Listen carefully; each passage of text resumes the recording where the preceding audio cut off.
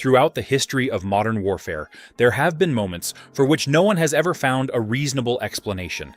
Strange encounters with creatures that appear in no military file and in no biology book. Today, we're going to look into 5 of these stories, from the jungles of Vietnam to the skies over Germany, down to the depths of the Atlantic Ocean, and out to the icy lakes of Russia. Each one is connected to war, but not a war between humans. But first, you'll have incredible luck if you like and subscribe before this video ends. The rock apes of the Vietnamese jungle. Of all the things American soldiers faced during the Vietnam War, some never made it into any official report. They weren't in the training manuals. They weren't discussed over the radio, and no one could explain them with any real certainty. And yet, for many soldiers, they were some of the most terrifying things they ever witnessed. In the mid-1960s, as the US began ramping up operations in the mountainous jungles of central Vietnam, the Pentagon launched a campaign known as the Defoliation Program, an effort to strip the jungle bare using chemicals. One of the most infamous of these was Agent Orange, a compound sprayed over millions of acres to destroy vegetation, cripple the ecosystem, and rob guerrilla fighters of their natural cover in the dense tropical canopy. But as the forest was stripped away by chemicals, American troops began noticing something strange. From the shadows of collapsing trees, something began to emerge. At first, only a handful of reports came in, isolated mentions from reconnaissance teams operating deep in the bush. But then came the stories shared between units. Stories of large, shadowy figures moving in small groups, throwing rocks at American soldiers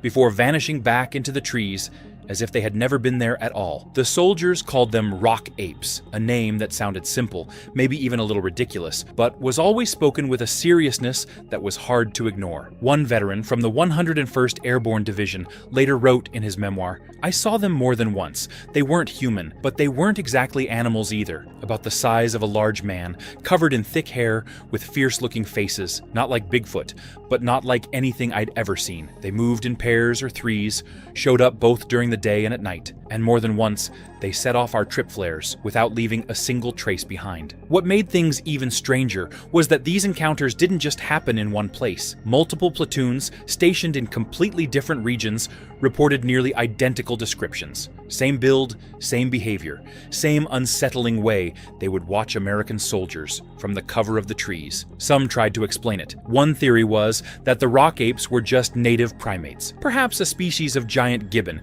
yet to be classified, forced to flee deeper into the jungle as their habitat was destroyed. Others suggested it was a kind of shared psychological reaction. Under the constant stress of combat, perhaps the soldiers had started imagining things, seeing what wasn't really there. But some believed the rock apes were real, that they had lived in the depths of the jungle for thousands of years, undisturbed and unknown, until the war and the onslaught of chemicals forced them into the open. What seemed certain was this: they didn't behave like wild animals. They watched, and they acted with purpose. Some soldiers laughed when they told these stories. Others chose never to speak of them again, because in the jungles of Vietnam, there were things that even war couldn't explain. Foo Fighters, the invisible pursuers in the skies of World War II. Amid the fire and fury of World War II, when the world shook under bombs and skies were torn apart by brutal dogfights, history has remembered the heroic pilots, the screaming engines over Europe, and the deadly chases between German, American, British, and Japanese warplanes. But behind the battles that made it into the history books, there were other encounters, ones that no one has ever fully explained. In late 1944, as the war entered its bloodiest phase on the European front, the 415th Night Fighter Squadron of the U.S. Army Air Forces was stationed in the Rhine Valley, near the border of France and Germany. During what should have been a routine mission, pilots began to spot strange lights in the sky. Lights they would later describe as glowing orange orbs, hovering in perfect formation, like flares frozen in place. At first, they assumed it was some kind of German aerial trap or signal beacon. But when one of the planes turned to intercept, the lights vanished instantly, gone in the blink of an eye. From that moment on, the lights began to appear more frequently, not just over France and Germany, but across the skies of Britain, Belgium, and the Netherlands. They seemed to fly alongside American squadrons, sometimes even circling the aircraft as if watching them or playing with them. At first, U.S. intelligence suspected they were some kind of Nazi superweapon, maybe an advanced surveillance drone or a high-tech jamming device. But after numerous investigations, military analysts found no evidence that the Axis powers possessed anything close to the capabilities needed to explain what pilots were seeing. In one report, Lieutenant Krasny described a chilling encounter. While flying over the Alsace region, he spotted a cylindrical object, wingless, the size of a city bus, glowing with a faint red light, flying parallel to his aircraft. Krasny immediately performed evasive maneuvers, but the object maintained its distance perfectly, as if it could predict his every move. After several tense minutes, the object abruptly changed color, then shot off into the night sky, so fast that even the radar system couldn't track it. It was no longer an isolated phenomenon. In fact, the strange lights appeared so often that pilots started calling them by a new name: Foo Fighters. Declassified U.S. Air Force documents revealed that Foo Fighters had been reported over 250 times in just a single year, but to this day, no official explanation has ever been given. They never attacked, they never sent signals, and they never left behind a single piece of physical evidence. And for many of the pilots who encountered them, that, more than anything else, is what made them so terrifying. Rujin, the sea dragon that stopped the mightiest empire on Earth. When people in the West think of dragons, they often picture flying beasts that breathe fire, hoard gold, and guard treasure-filled caves littered with bones. But in Asia, dragons hold a very different meaning. In Japanese culture, dragons are symbols of wisdom, power, and are often associated not with fire, but with the sea. In the years 1274 and again in 1281, the Mongol Empire under Kublai Khan launched massive invasions of Japan. With hundreds of warships and tens of thousands of soldiers, the Mongols believed that conquering a small island nation like Japan was a foregone conclusion. But in both attempts, their armies never even set foot on shore. The reason, recorded in both Japanese chronicles and Mongolian documents, was a phenomenon known as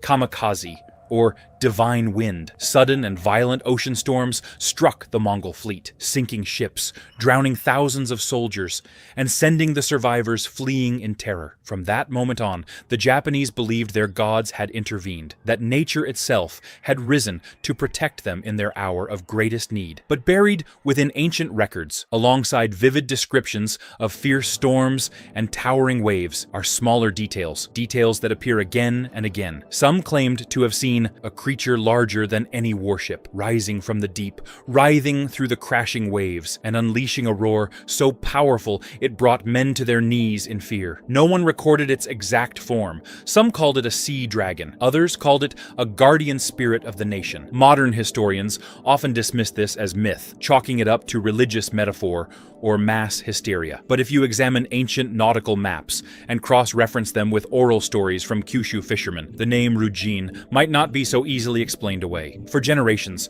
fishermen told of a time when the sea would boil, as if something massive was breathing just below the surface. There were moments, they said, when long, shadowy shapes, dozens of meters in length, would skim just beneath the waves, disappearing the moment someone spotted them. Of course, to this day, there is no conclusive evidence that Rujin ever existed. But what makes Rujin such a strange and compelling part of history isn't whether it was real. It's the idea that maybe, just maybe, it was the reason Japan remained standing, while the rest of the world trembled under the hooves of the Mongol Empire. The Lake Brosno monster, the motionless shadow beneath Russian waters. Deep in the forests of western Russia, far from any major road, lies a place that locals avoid mentioning after dark. Lake Brosno, though it spans less than 10 kilometers across, is home to a legend that has persisted for nearly 8 centuries. A legend about something that lives in the dark waters below. In the summer of 1240, a Mongol Tatar force, fresh off a campaign that had left several northern cities in ruins, paused at Lake Brosno to set up camp. They led their horses down to the water to drink, unaware of what might be waiting beneath the surface. According to accounts passed down through the generations, the water began to churn, bubbles rose to the surface, and then, without warning, something surged up from the depths and pulled dozens of horses under. It could have been nothing more than myth, a way for the Russian people to explain a surprising victory. But if that were the case, why did something eerily similar happen over 700 years later? In 1943, as German forces pushed through the region during World War II, an event was quietly recorded, one that mirrored the ancient tale. According to unofficial reports, a German reconnaissance unit was dispatched to survey Lake Brosno after rumors spread that the Russians were hiding troops or equipment in the area. The first night passed without incident, but by dawn the next day, one of the inflatable rafts used for scouting had vanished. No one could say for sure what happened, but some longtime residents of the region offered a warning. When the water goes still, more still than it should be, and there's no wind in the air, that's when you stay away from the shore. The creature at the heart of this legend goes by many names. Some call it the Brosnya. Others believe it to be the last remnant of an ancient Slavic dragon, slumbering at the bottom of the lake, only waking when humans venture too close. In the 1990s, researchers attempted to scan the lakebed using radar, but every time they reached the center of the lake, the equipment malfunctioned. They recorded large, unexplained movements in the water, but could never determine what caused them.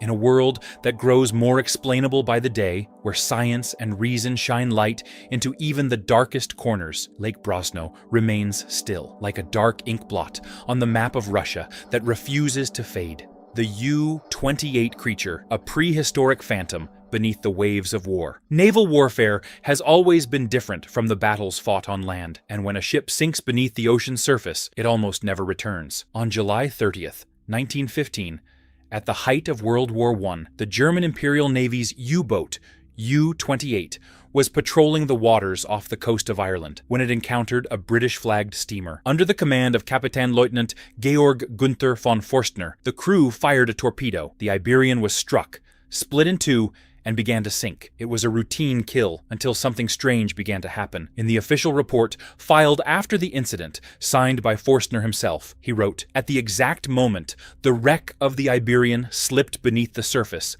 an underwater explosion from within the ship sent water and debris flying into the air, and through the spray and smoke we saw something we could not explain. It thrashed amidst the wreckage, its back arched like that of a massive crocodile. It was at least 20 meters long. Its body was elongated, with limbs like the flippers of a sea turtle, a narrow head resembling a crocodile's snout, and a long, tapering tail that whipped through the air as if to keep its balance. The sighting lasted less than 20 seconds before the creature vanished into the deep, never to be seen again. But this wasn't the first time such a beast had been spoken of. As far back as the 13th century, sailors from Scandinavia recorded legends of a sea monster known only as the whale eater, a creature as long as a ship with axe-like teeth and the strength to drag a full-grown whale into the depths with a single bite. Modern-day cryptozoologists have speculated that the creature could be a surviving descendant of a long-extinct branch of marine reptile, the pliosaur, a massive predator